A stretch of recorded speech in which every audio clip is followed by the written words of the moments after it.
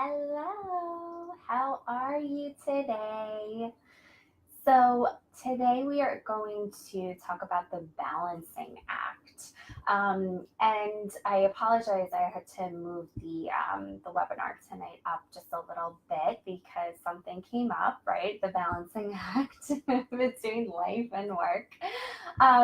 But first off, if you are watching right now, the live version, just pop on in the comments and say hello, shoot me a wave. And if you're not watching right now and you're watching the replay, just type replay so that I know. So tonight we are going to talk about the balancing act. So I have been asked by people, how do you do it all? How do you work from home, get things done, and then in addition, take care of Grace, handle life, literally just do it all. And so I am here to tell you I don't do it all. I do not do it all. It's not even close. And no one does it all. And I'm here to tell you that tonight. No one does it all.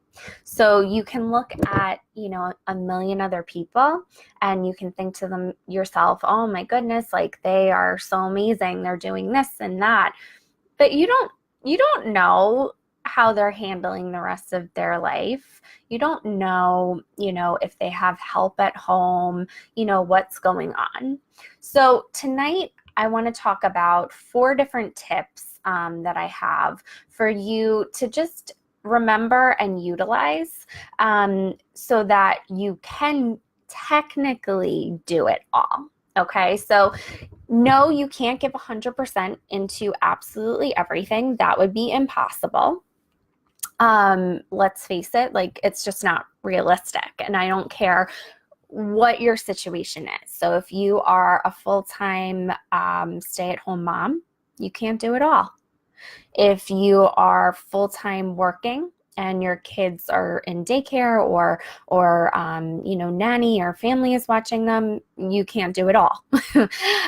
If you are working at home as a freelancer and you're taking care of the kids, you can't do it all. I don't care what situation you are in, you cannot give 100% to everything. Okay, so try and keep that in mind. So let's jump into a couple of my tips for you to think about. So first is stop comparing yourself. Okay, if there was a room full of 10 of us, I guarantee, even if we were all freelancers in the room, I guarantee each of our situations would be completely different. One person, might have their in-laws living next door and their mom around the corner, and they have, built-in childcare all the time. Another person might have no childcare, never. Another person might be single mom and somehow she's juggling, everything. So you can't compare yourself, it's so easy to do that, especially with social media, because you see on here, this person, people put out, how much they're making per month. And, that always boggles my mind. Don't listen to that. Okay, great. That person is doing really well, but you don't know what their situation is. That's fantastic that they're making that much per month. But again, you don't know what their situation is. You don't know if they have childcare. You don't know how much time they're spending on their work. You don't know all the details. So don't compare yourself, okay? The next tip is be realistic with how much money you make. So when I first started as a freelancer, I knew how much money I needed to take in every single month just to pay the bills, I didn't know if that amount was going to be realistic or not. And so when I started looking for jobs, I kind of divided my time up and figured out how much time in my week could I realistically spend on work. Okay. So I'm just giving a hypothetical. Let's say it's 20 hours a week that I could give. Well, divide that into what you're going to be making an hour, whether it's a package or you're getting paid per hour. Divide that into per hour and see what number you're coming up with. Okay. Is that the same number that you need? Or, is it more? Is it less? And see what's actually realistic for your situation. If you're expecting to be making $5,000 a month, or some other number, but you have no child's care, you can only give, let's say, I don't know, 10 hours a week of your time to freelancing, because you have another job, or you're full-time stay-at-home mom, whatever the situation is, then, I would say maybe making $5,000 a month isn't realistic for you. So figure out what's actually realistic. And once you have that, the amount of hours you're going to be spending on work, the amount that, you're going to be getting paid per hour or per month with a package, figure that out and then tune everybody else out, okay? You don't know everybody else's situation.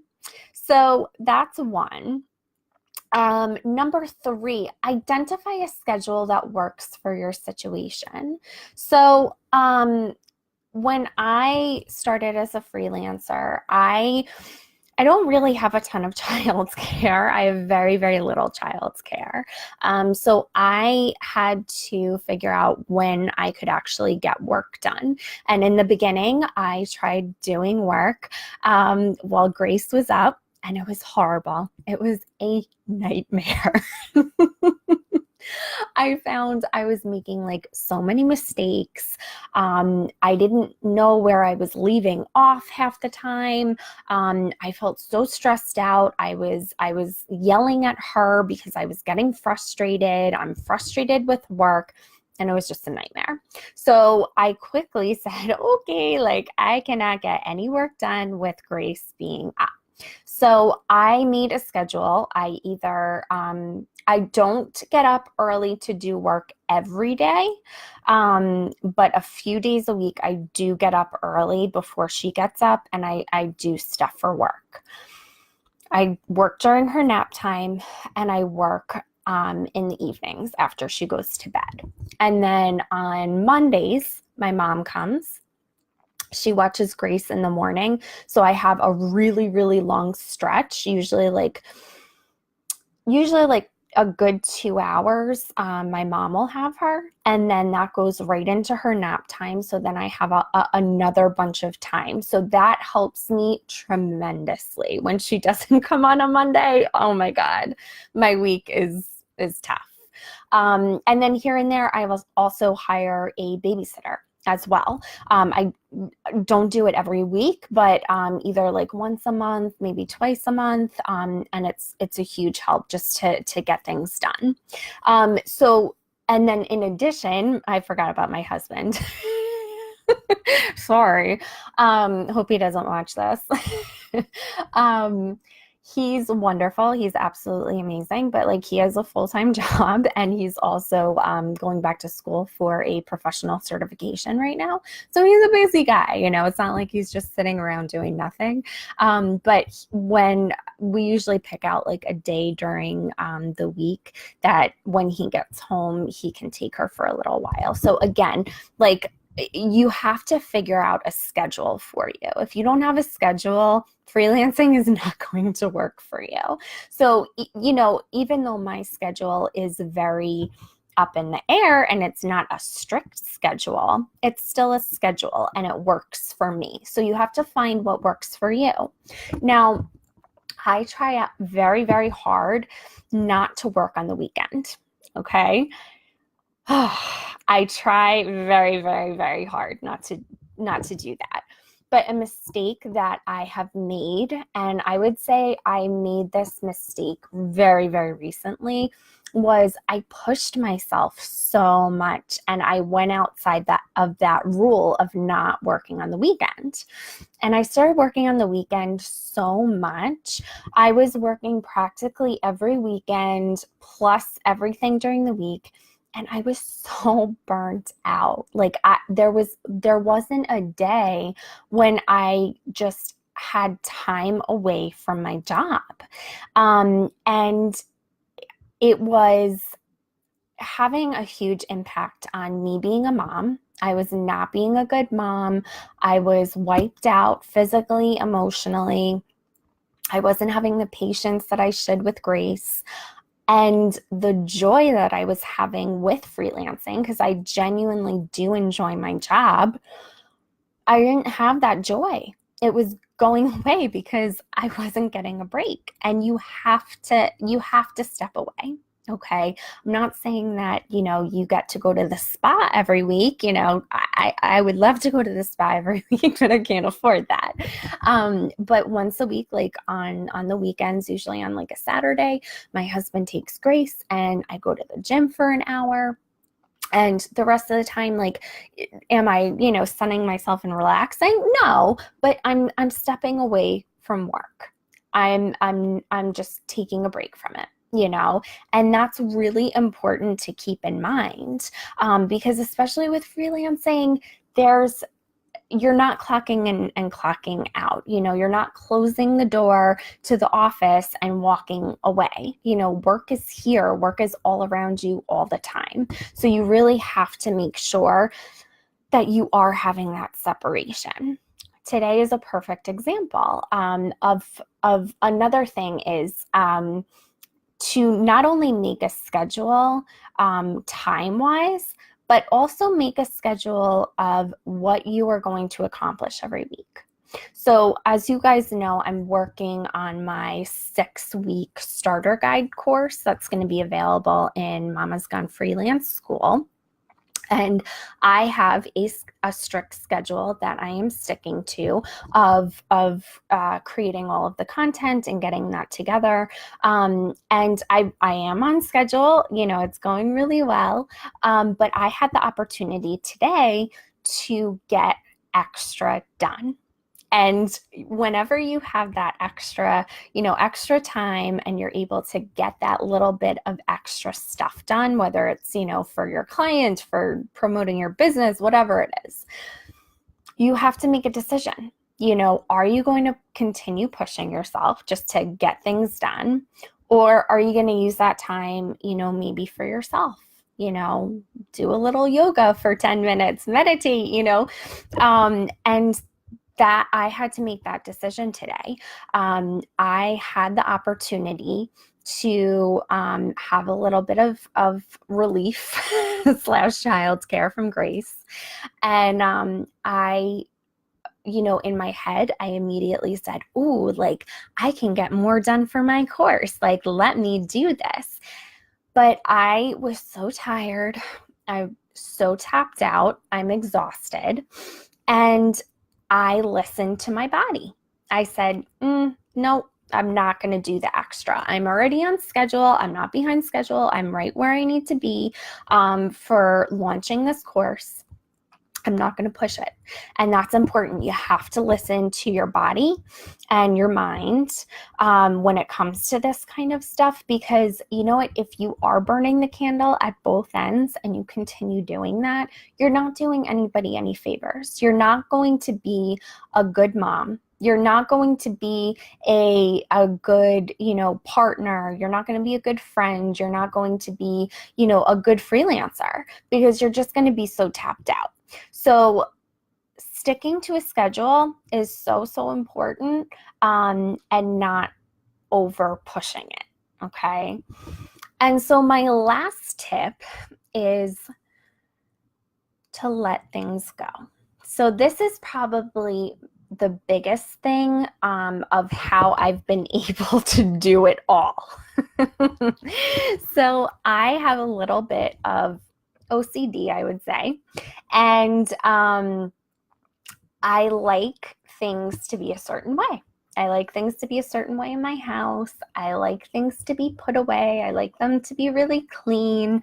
I also, have very strong feelings for just, not for other people, but for myself and for Grace and stuff. I have very strong feelings about like nutrition and, what I want to be feeding her and what I don't. And I've had to, when it comes to like my OCD stuff of having my house a certain way, I have had to let so much go because there's just not enough time to do it all. When she's napping, I'm working. When she's, down for sleep at night, I'm working. And so there's not always enough time to be putting the laundry away and, cleaning and making things the way that I'd like them to be. And it's okay. I've learned to kind of grind my teeth and look the other way. It's okay. It's all going to be waiting for you. It's not going anywhere. There's no time limit on putting the laundry away or cleaning the bathroom or anything like that. Okay. So one thing that I have learned, in addition to letting things go, I've learned to incorporate grace into a lot of the things that I do so that things do get done. So the laundry, for instance, I fold it and then I tell her what drawer to put it in. And she just she hurls it in. It's not like she's putting it in nicely. But again, I've learned to let it go. And hey, the laundry is away now. The laundry basket gets to go away. The same with cooking. As I mentioned, I really like to make like homemade snacks and, keep things very like green and nutritious and stuff like that. But, like as you guys, I'm sure know, like a lot of recipes and making things, yourself is time consuming. Of course you can grab, a vegetable and fruit and stuff like that. That's quick and easy to go. And I do that absolutely. But there's other things, of making just like healthy meals in general that, take time. And I incorporate her into making all of those things. I get the ingredients out. Is it a little frustrating because she's, like pouring extra ingredients in? Yeah, but you know what? Like, it's fine. She's learning. She's part of it. The food is getting made. It is what it is. The same when it comes to cleaning the house. Is the house as clean as I would like it? No, but I incorporate Grace into doing everything. I give her the duster and she goes around, smacking things. And, that's what works for us. So you have to learn, one, to let it go, and two, just to kind of restructure and reframe things. So those are my top tips of how you can technically do it all, but not really be doing it all and still kind of try and keep some sanity. So I hope this was helpful. Feel free to pop in and drop me a comment if you have any questions. Also, I have included in the description our link to Mama's Gone Freelance School. So feel free to hop on in there. My course on Grow Your Business with chatbots is now live, so you can take part in that. And as you guys know, I'm working on my 6-week course now. It is in the pre-sale. And if you're interested in taking part of them in the pre-sale, I believe there's 3 spots left. I need to update that, but I think there's still 3 spots left. So if you would like to take part in the pre-sale, just reach out to me, because I do want you to realize that, it's not a full course yet. And that's the reason why it's half the price, because I'm still in the process of putting everything together. And then also I would be asking for your feedback on the course before it actually goes live and launches. So I hope you are doing well. I hope you have a great rest of your night, and I'll talk to you soon. Bye.